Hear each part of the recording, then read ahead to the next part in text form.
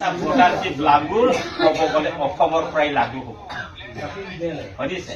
অসমৰ পৰা যদি ভোটাৰশ্বিপটো লাগু হয় তেতিয়াহ'লে কিমান গৌৰৱ হ'ব হয় না নহয় অসমৰ মানুহবিলাকে সাৰা ভাৰতৰ ভোটাৰ বিলাকৰ কাৰণে কাম কৰিছে কোনটো ষ্টেটৰ মানুহ বুলি ক'ব অসমৰ হয় না নহয় অসমৰ মানুহে কিন্তু কামটো যদি কৰিছে বোলে যদি হয় তো তেতিয়াহ'লে অসমৰ মানুহ জ্ঞানী না অজ্ঞানী জ্ঞানী জ্ঞানী বুলি যাক ক্ৰিমিনেল বুলি কৈছিলে যাক উগ্ৰপন্থী বুলি কৈছিলে সেই পশ্চিমৰ মানুহ হয় না নাই তেওঁবিলাকে আকলিবোৰ কাৰণে বাইদ হ'ব না হ'ব বাইদ হ'ব ইয়াৰ পৰা গঠন কৰাৰ কামটোই হৈছে কি এটাই মাত্ৰ হয় ভোটাৰ পাৰ্টি ইণ্টাৰনেশ্যনেল হৈ কামটো কৰিলেহে সেই পৃথিৱীত যিমান ভগৱানে সৃষ্টি কৰা মানুহ আৰামত শান্তিপূৰ্ণভাৱে সেই পৃথিৱীত যাই থাকিব হয় না নহয় নহলে সেই বিজেপি কি কৰিব গৈ আছে এতিয়া সেই ধৰ্ম বাই ধৰ্মৰ মাজত বিভাজন কৰি আছে হয় না নহয় সেই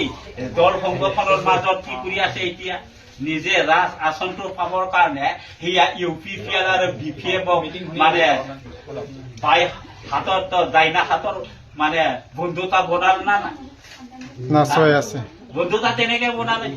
এতিয়া সেই লোক মানে আমাৰ ৰাজ্যসভাৰ যিটো MP তো সেই তেনেকে মনোনীত কৰা মানে বাছি পেলাই দিয়া তো ইয়াক কি কৰিছে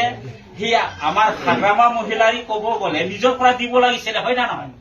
আমাৰ BTC এতিয়া জিকিলে কোনে সরকার কার হয় হাগ্রামার হয় না নহয় যদি হাগ্রামার সরকার হয় তো তেতিয়া তো MP তো হাগ্রামার হব লাগিছিল হয় না নহয় কিন্তু UPPLৰ মানুহটো আমাৰ হি কি কব প্ৰমোদ বড়োক ৰাজ্যসভা মেম্বাৰ বনাই দিলে ৰাজ্যসভাৰ মেম্বাৰ বনাই দিলে প্ৰমোদ বড়োক হাগ্ৰামাই কি কৈ আছে হাগ্ৰামাই কৈছে দিল্লীৰ কামটো কিয় লাগে মোক মোৰতো BTCৰহে হয় কামটো মই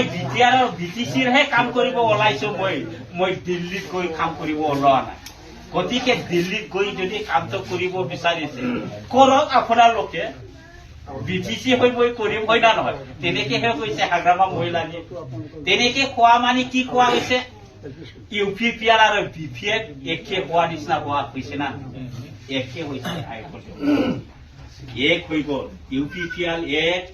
BJP এক আমাৰ BPF এক AGP এক আৰু অসমত যিমান আঞ্চলিক ৰাজনৈতিক দল আছে সব দি মামা লগত আছে সব মামা লগত আছে সেই মামাক যদি হৰাব লাগে মামাক গাদীৰ পৰা যদি আঁতৰাব লাগে আপোনালোকেহে আপোনালোকে যেতিয়ালৈ নিজৰ অধিকাৰৰ পৰা যদি আপোনালোকে যদি কিবা কৰিব বিচাৰে তেতিয়া হ'লে ক'লে হ'ল আপোনালোকে নিজৰ ইচ্ছা হয় না নহয়